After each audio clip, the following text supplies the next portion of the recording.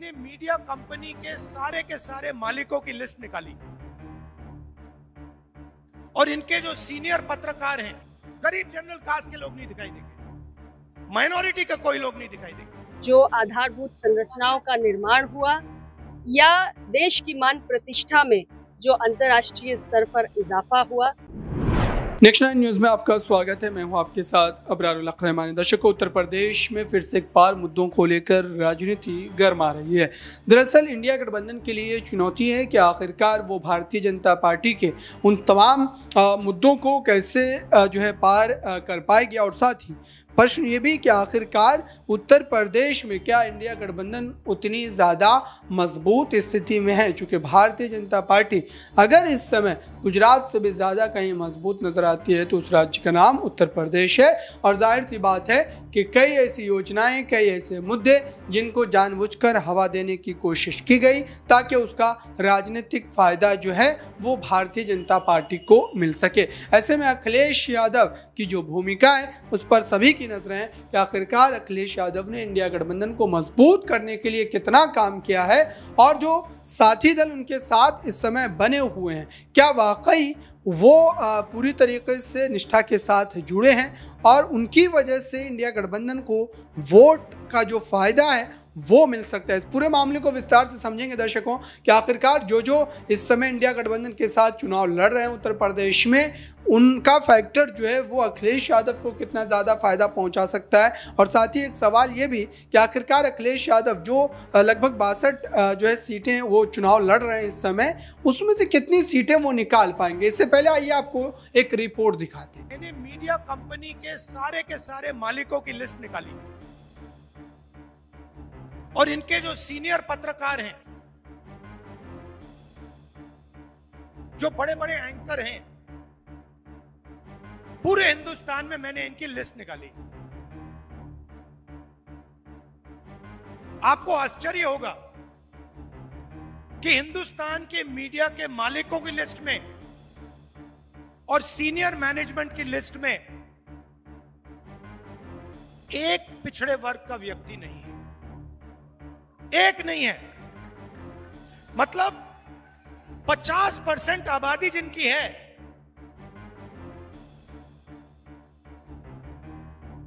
जो देश को चलाते हैं, मेहनत करते हैं, उनमें से एक व्यक्ति हिंदुस्तान की मीडिया में आपको नहीं दिखाई देगा। दलित 15%, एक दलित व्यक्ति आपको मीडिया में नहीं दिखाई देगा। आदिवासी 8%, एक आदिवासी आपको सीनियर मीडिया में मालिकों की लिस्ट में नहीं दिखाई देगा। गरीब जनरल कास्ट के लोग नहीं दिखाई देंगे, माइनॉरिटी का कोई लोग नहीं दिखाई देंगे। ये 2-3% लोग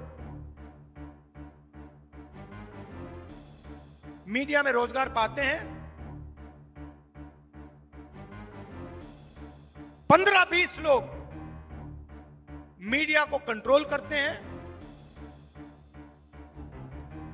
और 24 घंटा यही 50-60 लोग नरेंद्र मोदी जी की जय करते हैं।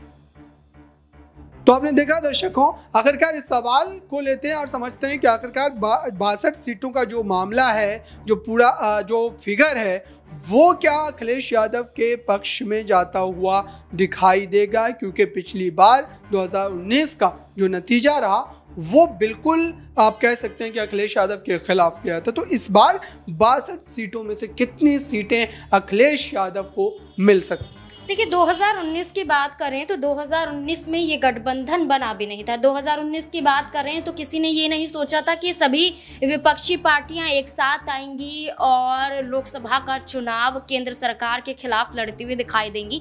लेकिन इस बार के चुनाव में उत्तर प्रदेश की ही बात कर लें तो उत्तर प्रदेश में हर एक पार्टी समाजवादी पार्टी को अपना समर्थन देती हुई नजर आ रही है, जो इंडिया गठबंधन से जुड़ी हुई हैं। हाल ही की बात करें तो आम आदमी पार्टी के राज्यसभा सांसद संजय सिंह सिंह अखिलेश यादव के साथ प्रेस कॉन्फ्रेंस करते हुए नजर आए थे।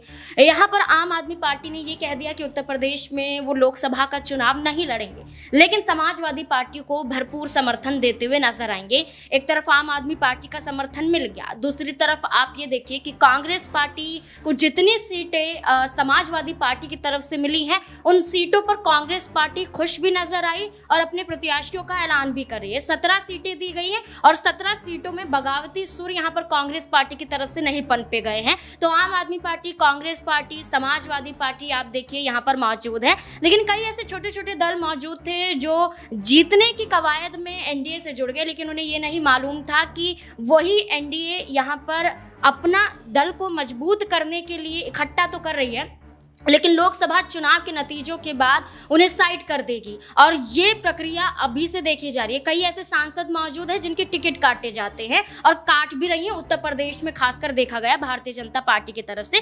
तो और जिस तरीके से समाजवादी पार्टी की बात करें, मजबूती की बात करें, तो वो बीएसपी के अलावा भी मजबूती के साथ पेश होती हुई नजर आ रही है। आम आदमी पार्टी, कांग्रेस पार्टी और समाजवादी पार्टी, आप मानिए कि 3 पार्टियों का गठजोड़ उत्तर प्रदेश में देखने को मिल रहा है। समाजवादी पार्टी की अगर सीटों की बात करें तो वो लगभग यहाँ पर जिस तरीके से पिछली बार वो 5 सीटें जीतते हुए नजर आए थे, कम से कम 15 से 20 सीटें यहाँ पर अगर समाजवादी पार्टी जीत जाती है तो काफ़ी अच्छा असर पड़ता हुआ नजर आएगा, क्योंकि पिछले चुनाव के मुकाबले अगर देखा जाए तो।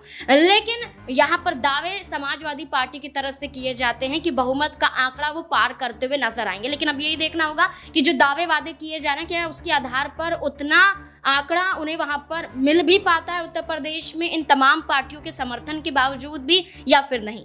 बिल्कुल दर्शकों, क्योंकि इस समय लगातार उत्तर प्रदेश पर सभी की नजरें बनी हैं कि आखिरकार उत्तर प्रदेश में जो विपक्ष के चेहरे हैं, चाहे वो अलग थलग चुनाव लड़ रहे हो, मायावती हो या फिर अन्य कोई चेहरा हो, उन सबको मिला करके भी विपक्ष को कितना फ़ायदा मिलता है। क्योंकि अगर भविष्य में सरकार बनाने की नौबत आती है तो जाहिर सी बात है कि मायावती का भी समर्थन इंडिया गठबंधन को ही मिलेगा। इस पूरे मामले पर एक रिपोर्ट आप और देखिए और समझिए कि आखिरकार उत्तर प्रदेश में इस समय मुद्दों को लेकर के कैसे भाजपा वर्सेस इंडिया गठबंधन की लड़ाई और भी ज़्यादा गंभीर हो। लोकसभा चुनाव आ गया है और एनडीए गठबंधन की मोदी जी के नेतृत्व में तीसरी बार हैट्रिक लगाने की पूरी तैयारी है। 10 वर्ष में हमारी सरकार के जो कार्य रहे, चाहे देश की अर्थव्यवस्था हो जो 5वें नंबर पे पहुंची, या देश में बड़े पैमाने पर जो आधारभूत संरचनाओं का निर्माण हुआ, या देश की मान प्रतिष्ठा में जो अंतर्राष्ट्रीय स्तर पर इजाफा हुआ, इन सारी उपलब्धियों को आज देश का जो 96 करोड़ मतदाता है वो देख रहा है।